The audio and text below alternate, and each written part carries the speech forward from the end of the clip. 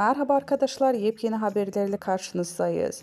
Ekran macerası kısa sürdü. Hande Erçel ve Barış Arduç'un yeni dizisi final yaptı. Başrollerini Barış Arduç ve Hande Erçel'in paylaştığı Aşk ve Gözyaşı dizisinin ekranlar macerası kısa sürdü. Hande Erçel ve Barış Arduç'un başrollerini paylaştığı ATV'nin yeni dizisi Aşk ve Gözyaşı ekranlara veda ediyor. Habere göre 7 bölümü ile final yapacak olan dizinin dün akşam aldığı düşük reytinglerde dikkat çekmişti.